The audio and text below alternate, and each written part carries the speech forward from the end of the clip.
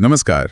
आज हम एक बहुत ही दिलचस्प विषय पर बात करने वाले हैं, पॉलीमरेज चेन रिएक्शन, जिसे हम सब पीसीआर के नाम से जानते हैं। हाँ, पीसीआर। हमारे पास एक स्रोत है जो इस कमाल की तकनीक को समझाता है। ये आणविक जीव विज्ञान मतलब मॉलिक्यूलर बायोलॉजी की एक ऐसी तकनीक है बिल्कुल, जिससे डीएनए के एक छोटे से हिस्से की बहुत सारी लाखों करोड़ों कॉपीज बनाई जा सकती हैं। सही कहा। तो आज इसी पर थोड़ी गहराई से बात करते हैं कि ये कैसे काम करता है। हाँ, ये जानना जरूरी है कि ये होता कैसे है और इतना महत्वपूर्ण क्यों है। बिल्कुल। देखिए, पीसीआर का जो असली काम है वो है डीएनए के एक खास छोटे से हिस्से को चुनना और उसे क्या कहते हैं, एम्प्लीफाई करना, मतलब बढ़ाना। एम्प्लीफाई करना, हाँ। सोचिए, किसी सैंपल में डीएनए बहुत ही कम हो सकता है, शायद बिल्कुल ना के बराबर। पीसीआर उसे इतना बढ़ा देता है कि हम उसे स्टडी कर सके या किसी बीमारी का पता लगा सके। अच्छा। जैसे स्रोत में ही उदाहरण दिया है, नवजात एचआईवी का या हर्पीज एन्सेफेलाइटिस के निदान का। ये दिखाता है कि ये बीमारियों को डायग्नोस करने में कितना उपयोगी है। हाँ, ये तो बहुत जरूरी एप्लीकेशंस हैं। तो ये होता कैसे है, प्रक्रिया क्या है इसकी? स्रोत के हिसाब से पहला कदम है विकृतीकरण या डीनेचुरेशन। हाँ, डीनेचुरेशन। इसमें डीएनए सैंपल को करीब 95 डिग्री सेल्सियस तक गर्म किया जाता है। ये तो बहुत ज्यादा तापमान है। हाँ, काफी ज्यादा है। और ये जरूरी भी है। हाँ। इतने तापमान पर डीएनए की जो दोहरी कुंडली होती है, डबल हेलिक्स, उसके दोनों धागे मतलब स्ट्रैंड्स एक दूसरे से अलग हो जाते हैं। जैसे हम किसी जिप को खोल देते हैं ना, वैसे। अच्छा, जिप की तरह। ठीक है। अब ये जो दोनों अलग हुए धागे हैं, ये टेम्पलेट की तरह काम करते हैं, मतलब सांचे की तरह, जिन पर नया डीएनए बनेगा। ओके। इस स्टेप के लिए हमें क्या क्या चाहिए? डीएनए टेम्पलेट चाहिए, मतलब जिसकी कॉपी बनानी है। फिर डीएनए प्राइमर्स चाहिए। प्राइमर्स, ये क्या होते हैं? प्राइमर्स डीएनए के छोटे टुकड़े होते हैं।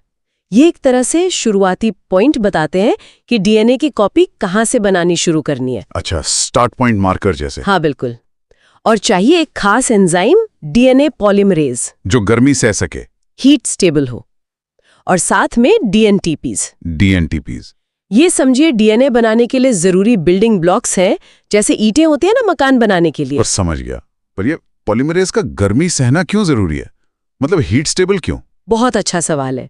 देखिए, सामान्य एंजाइम जो होते हैं वो इतने ज्यादा तापमान पर 95 डिग्री पर काम करना बंद कर देंगे, नष्ट हो जाएंगे। हाँ, बिल्कुल। और पीसीआर में हमें ये गर्म करने वाला स्टेप बार बार दोहराना पड़ता है। कई साइकिल्स होती हैं। अगर एंजाइम गर्मी नहीं सहेगा तो हर बार नया एंजाइम डालना पड़ेगा। वो तो बहुत मुश्किल हो जाएगा। हाँ, अव्यावहारिक है। इसीलिए टैक पॉलीमरेज जैसे गर्मी सहने वाले एंजाइम इस्तेमाल होते हैं। ये इस ऊंचे तापमान पर भी ठीक से काम करते रहते हैं। कमाल है। तो ठीक है, जिप खुल गई, धागे अलग हो गए, टेम्पलेट तैयार है। अब आगे क्या? अगला कदम है तापानुशीलन या अनीलिंग। इसमें मिक्सचर को ठंडा किया जाता है। ठंडा कितना? लगभग 55 डिग्री सेल्सियस तक। पहले 95 था, अब 55। काफी नीचे। हाँ, इस कम तापमान पर जो प्राइमर्स हमने डाले थे ना, हाँ, वो डीएनए टेम्पलेट पर अपनी सही जगह ढूंढकर, जो उनकी कॉम्प्लीमेंट्री जगह होती है, वहां जाकर जुड़ जाते हैं। अच्छा, तो वो खास जगहों पर ही जुड़ते हैं? बिल्कुल। यहीं पर पीसीआर की स्पेसिफिसिटी यानी सटीकता आती है। प्राइमर्स का डिजाइन ही ऐसा होता है कि वो सिर्फ उसी डीएनए हिस्से से जुड़े जिसे हम कॉपी करना चाहते हैं। वाह, मतलब प्राइमर्स ही टारगेट सेट करते हैं कि डीएनए का कौन सा हिस्सा बढ़ेगा। बहुत बढ़िया। और इसके बाद तीसरा कदम है विस्तार या इलॉन्गेशन या एक्सटेंशन भी कहते हैं। इसमें तापमान को फिर से थोड़ा बढ़ाया जाता है। अच्छा, फिर से गर्म कितना? हाँ, पर 95 तक नहीं, करीब 72 डिग्री सेल्सियस तक।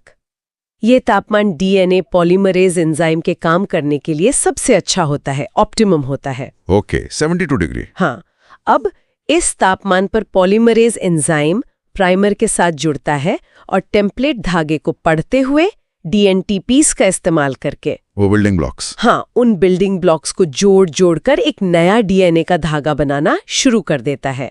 टेम्पलेट के सामने उसकी कॉम्प्लीमेंट्री कॉपी। तो मतलब पुराने टेम्पलेट के सामने एक पूरी नई कॉपी तैयार हो गई। एकदम सही। और ये पूरी प्रक्रिया डीनेचुरेशन, गर्म करना, एनीलिंग, ठंडा करना, और एक्सटेंशन, फिर थोड़ा गर्म करना, ये एक साइकिल है। एक चक्र। हाँ, एक चक्र। और इस चक्र को बार बार दोहराया जाता है। आमतौर पर 25 से 35 बार। 25 से 35 बार? हाँ, और हर चक्र में क्या होता है, डीएनए की मात्रा लगभग दोगुनी हो जाती है। डबल? बिल्कुल। तो सोचिए, अगर आप एक डीएनए मॉलिक्यूल से शुरू करते हैं तो 30 साइकिल के बाद आपके पास अरबों कॉपीज हो सकती हैं। अरबों? कुछ ही घंटों में? ये तो कमाल की बात है। हाँ, ये एक्सपोनेंशियल एम्प्लीफिकेशन मतलब घातीय वृद्धि ही पीसीआर की असली ताकत है। अविश्वसनीय है। तो संक्षेप में कहें तो बस तापमान को ऊपर नीचे करके डीएनए की इतनी सारी कॉपीज बन जाती हैं। गरम करो, ठंडा करो, फिर थोड़ा गरम करो और डीएनए बढ़ता जाता है। हाँ, बिल्कुल यही। अब ये समझना आसान हो गया है कि ये बीमारियों के निदान डायग्नोसिस के लिए इतनी पावरफुल टेक्निक क्यों है।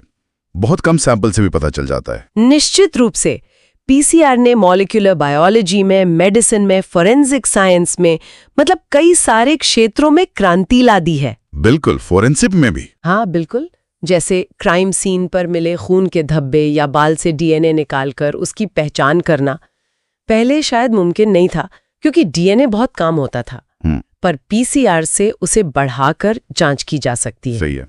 इसने हमें उन सवालों के जवाब ढूंढने में मदद की है जो पहले शायद संभव ही नहीं लगते थे क्योंकि डीएनए पर्याप्त मात्रा में नहीं मिलता था। बिल्कुल, बहुत पुराने अवशेषों से भी डीएनए निकालकर स्टडी करना संभव हुआ है इसकी वजह से। मतलब एक अदृश्य से दिखने वाले डीएनए के टुकड़े से पूरी कहानी खुल सकती है। वाकई में ये तकनीक तो कमाल की है। हाँ, और ये सोचने पर मजबूर करती है कि डीएनए को इतनी आसानी से, इतनी तेजी से बढ़ाने की ये जो क्षमता हमारे पास आई है, भविष्य में इसके और क्या-क्या इस्तेमाल हो सकते हैं, कौन से नए दरवाजे खुल सकते हैं जिनकी हमने अभी शायद कल्पना भी नहीं की है।